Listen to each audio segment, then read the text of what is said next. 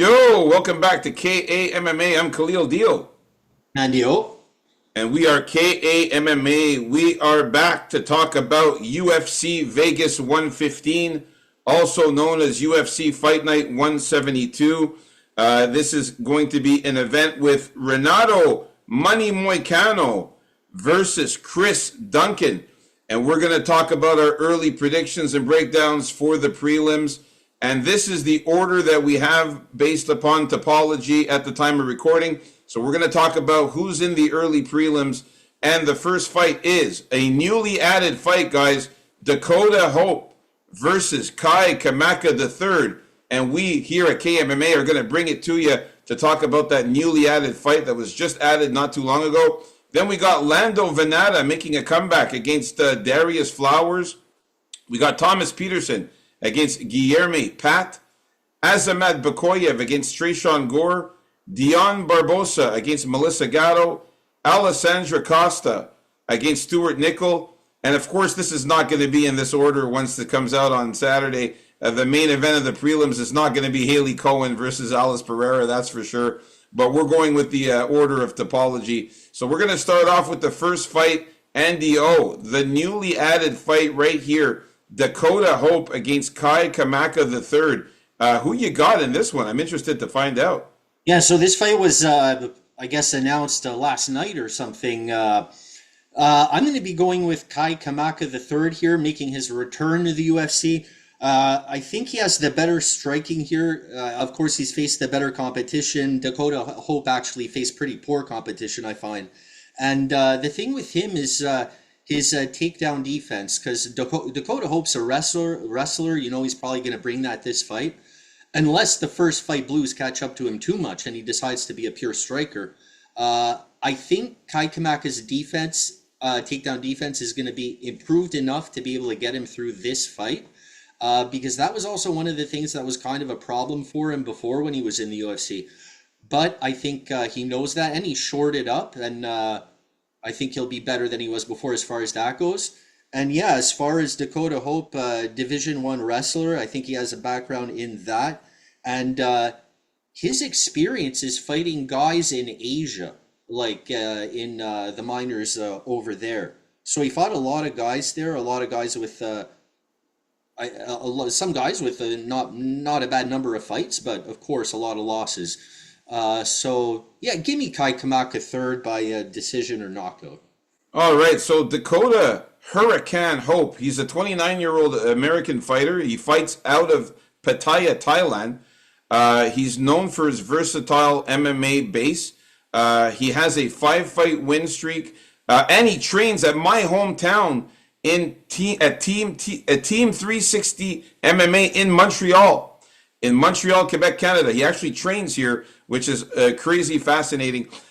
He focuses on combining top-level grappling with striking to prepare for it and overcome dangerous opponents. He has a balanced fighting style that's heavily features striking and takedowns. His striking is the central part of his game, often resulting in high-impact finishes. He has refined his skills by training in Muay Thai. He's noted for using effective takedowns to control opponents and secure victories. His fight record reflects a high finishing rate, with roughly 45% of his wins come by knockout, and a significant portion of his matches ending in the first round. I watched some of his fights. He looks amazing. His boxing is amazing.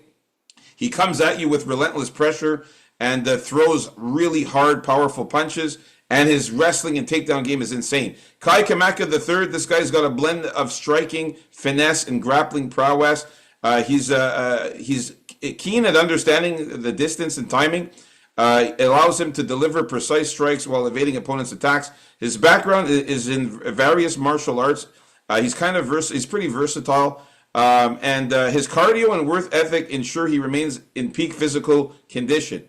Now, the thing that I didn't like about this guy is his defense. It's very questionable. I watched the fight where he nearly got finished by Brendan Loughnane. You can watch that fight.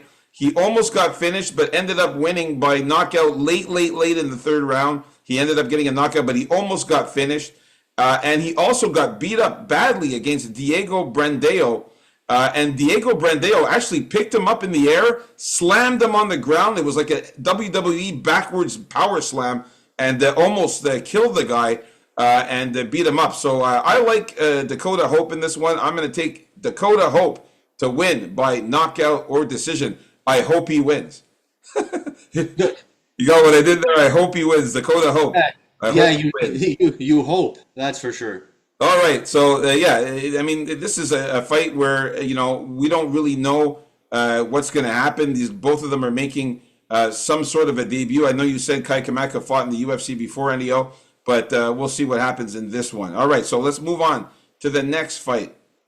We got. It's not his debut if he fought in the UFC before. Yeah, it's not his debut. Yeah, no, I'm just saying that we don't know what's going to happen in this fight. I know you said he fought in the UFC before, but we'll see. So for this one here, Lando Venata versus Darius Flowers. Lando Venata, this guy hasn't fought in a very, very, very long time. We're talking a whopping 2 years and 11 months that he hasn't fought. His last fight was against Daniel Zellhuber, where he lost a unanimous decision. This guy, man, Lando Groovy Venata, he's very explosive. He's an unorthodox striker. He's known for his dogfight style. He's got high-level karate-style movement, creative kicks, spinning attacks, sharp counter-punching in the pocket. He's a brown belt in Brazilian Jiu-Jitsu, a NCAA Division I wrestler. He uses extensive head movement and footwork to create angles for sudden fight-ending shots, including spin kicks and counter right hands. He's described as a flashy striker who thrives in close-range exchanges in the pocket. While primarily is a striker, he has a strong wrestling background from the University of Tennessee at Chattanooga and a brown belt in BJJ, often utilizing a super duck as a favorite takedown method.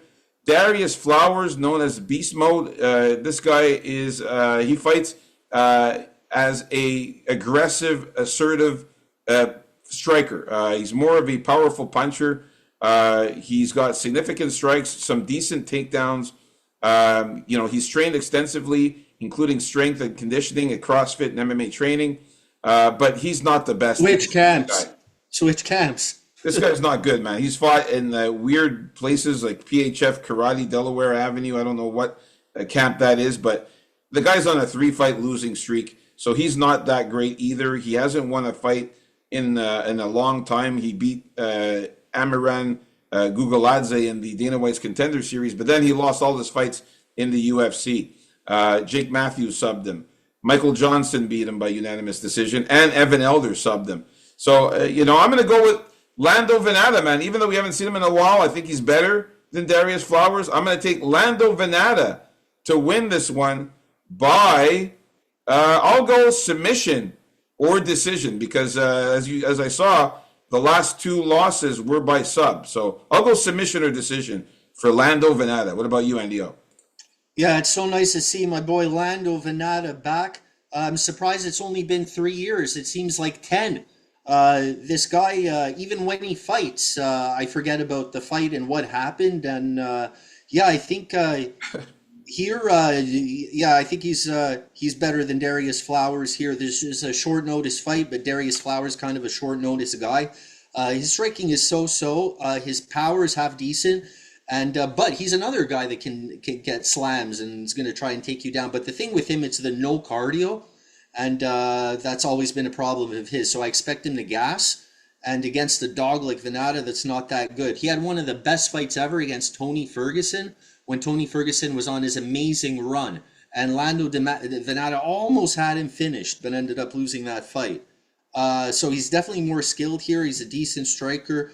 And he can get it done in there, man. Way better competition, and always liked his good kicks. So give me a Lando Venata to get it done, scoot out of there, and be forgotten for another 3 to 4 years. Nice. We agree finally on Lando Venata here, man. All right. How do you have him winning? I'll take, same as you, decision or sub. Nice, man. All right. We agree on the second fight. Let's move on up to the next fight here. The heavyweights going at it here. Thomas Peterson versus Guilherme Pat. Andio, who you got in this one, bro? Okay, here we got Guilherme Pat making his First fight appearance here, possibly the first fight blues with himself. I can see it because this guy has low volume, but he does have power, and he's also Well, it's not his first fight. He did fight in the UFC before against Alan Fry Jr. Oh, He beat him by unanimous decision. was that No, it was actual UFC fight. It was his UFC debut. okay. Yeah. Yeah, anyway, very patient guy in there, maybe because, it's the level of competition in there, and you don't really see him get at it too much, like in the sense of urgency. Thomas Peterson, more fights in the UFC. His striking so-so. I find he's a sloppy guy in there in the way he looks with his striking, and especially the way he approaches guys getting in there, closing the distance, which he's going to have to do. But he has the volume, and I think he can get in there. And once he gets that body lock on you, he'll try and take you down.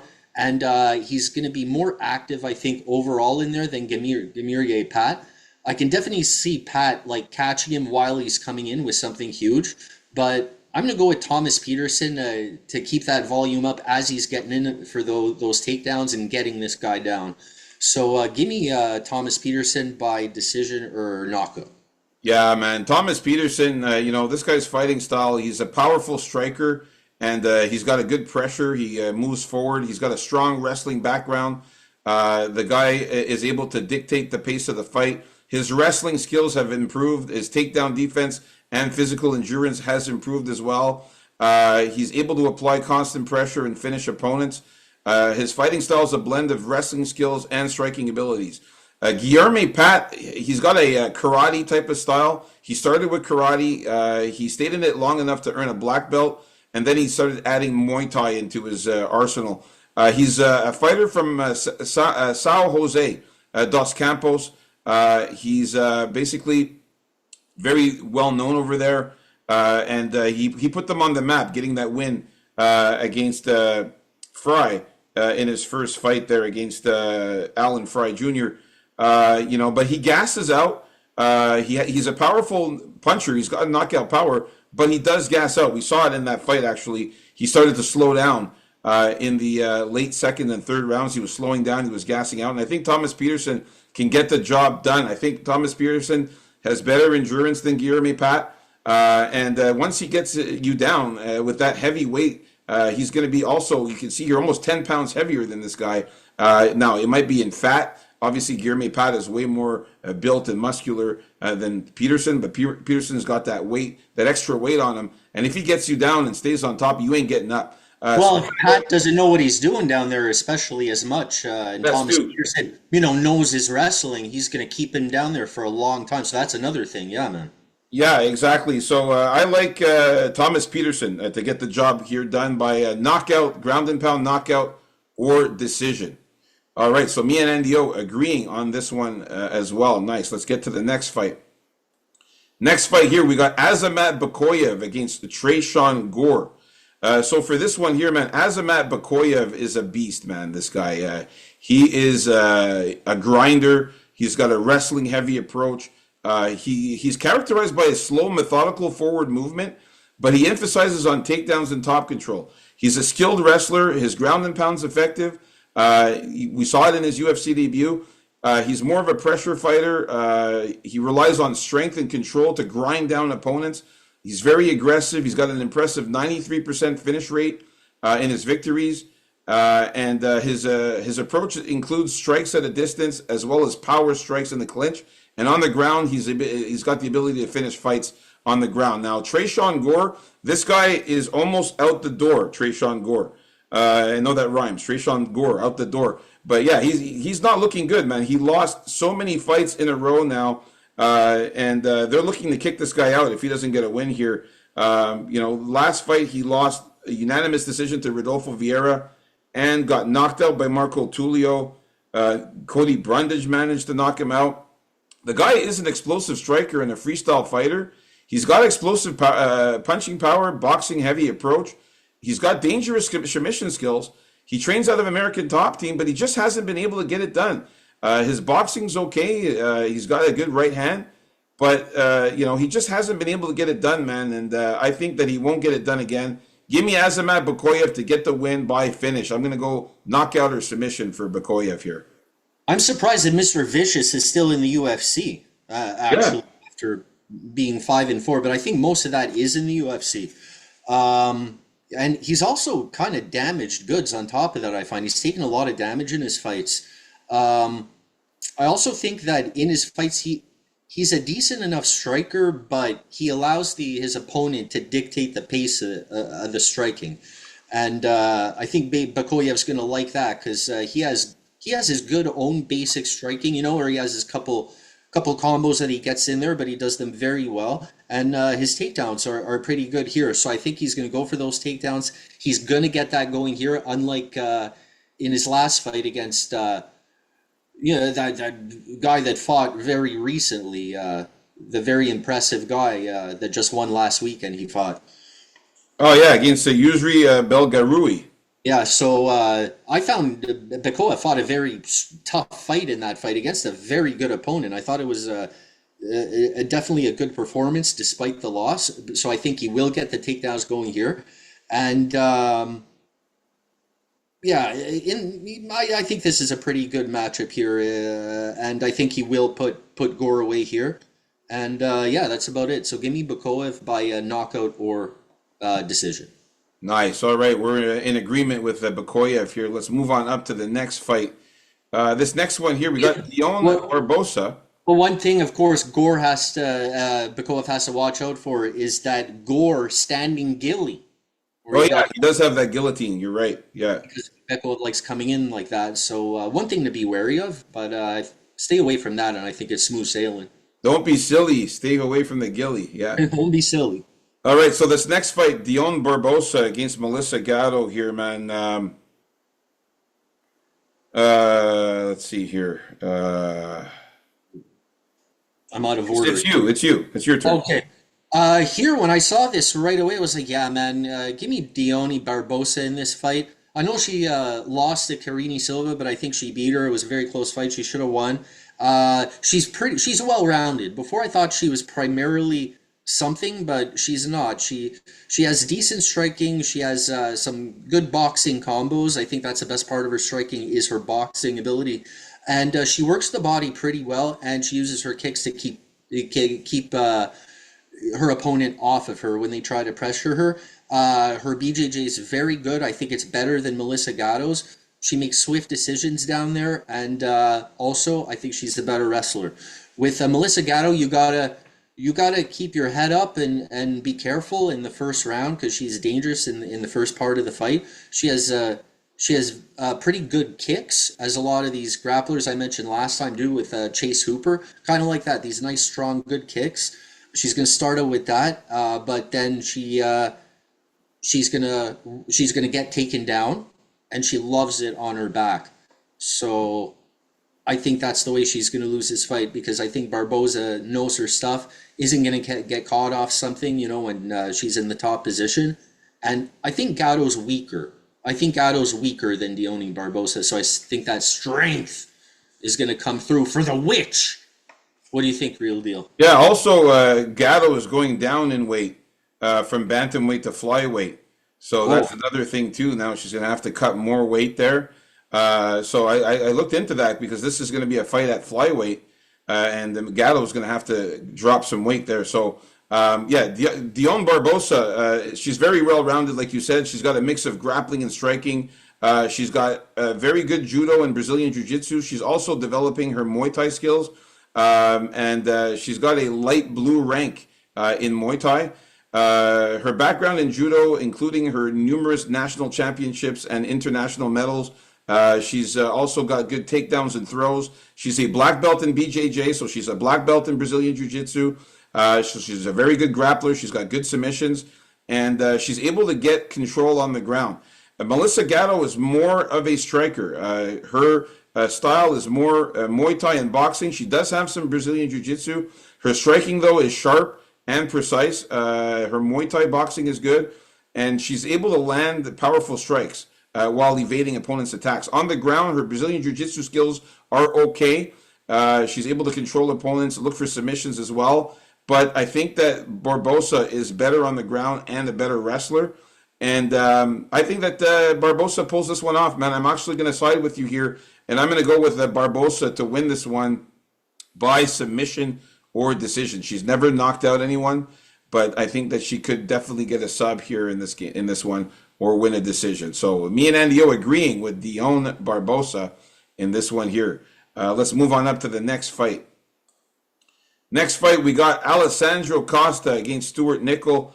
Really like this one, man. I think that Alessandro Costa definitely is the man here. Alessandro Costa is a black belt in BJJ as well. He's got good grappling and submissions. He's got good striking skills, including great leg kicks and liver punches. He's known for his offensive jiu-jitsu, aims to attack from the ground when opponents put him down. And he's got a good foundation of his grappling and submission abilities, come from wrestling as well. He's got good offensive grappling. And he's known for his armbar subs. He's got good armbar submissions. And he uses leg kicks and hooks to the liver as well in his striking. Stuart Nickel, man, not that good, man. He likes to use his knees.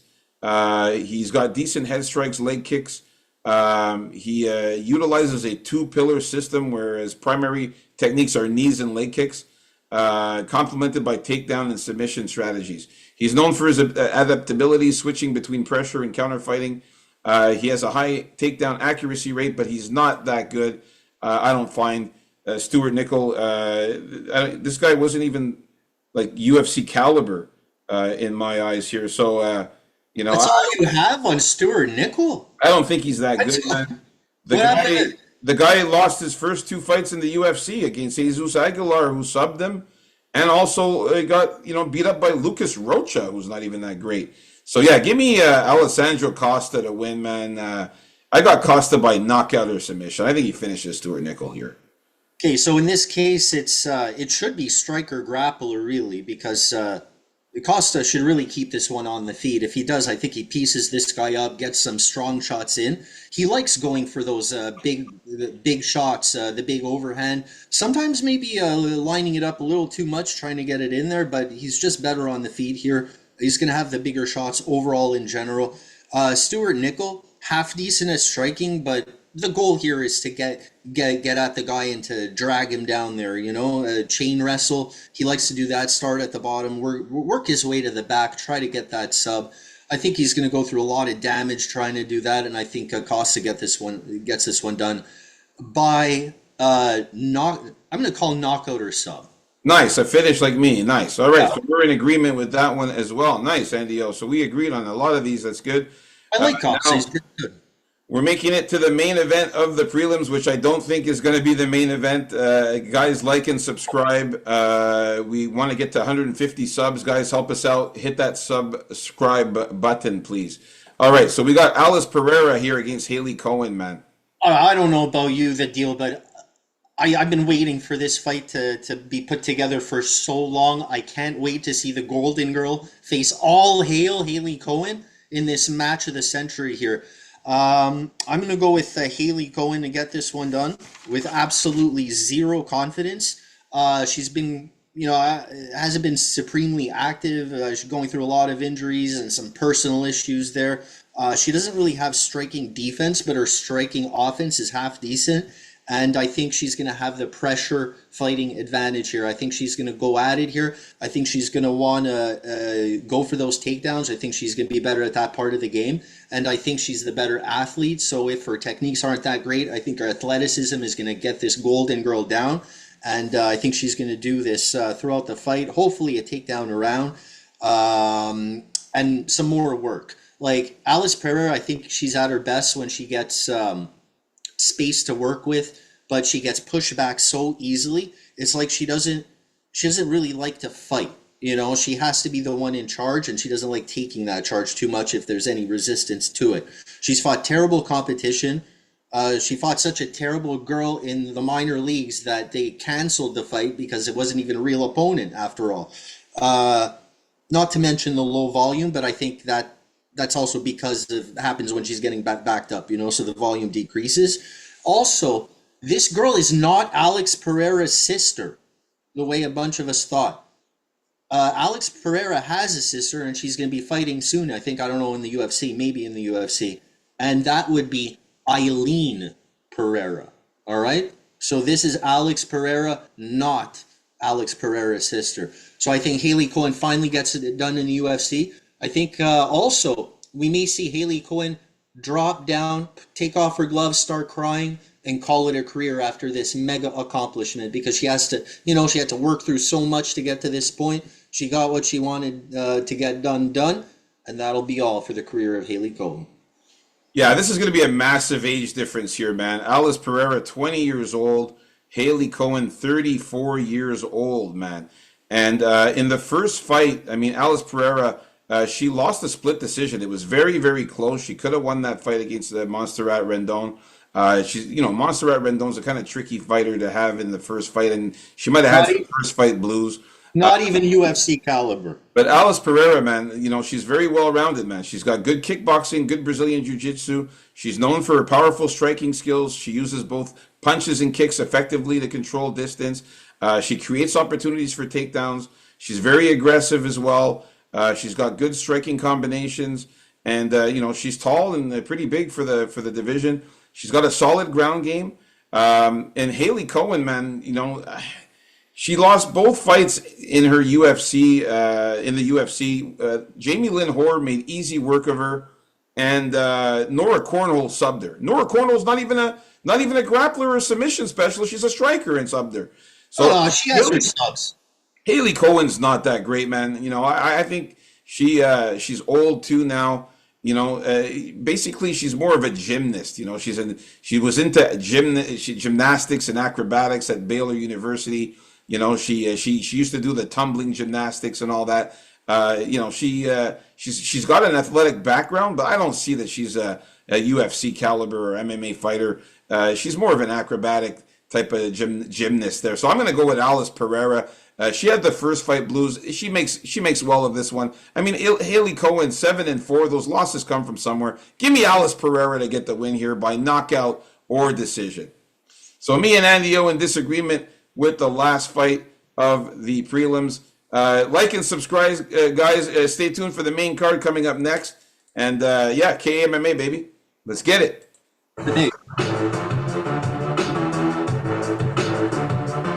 Peace out.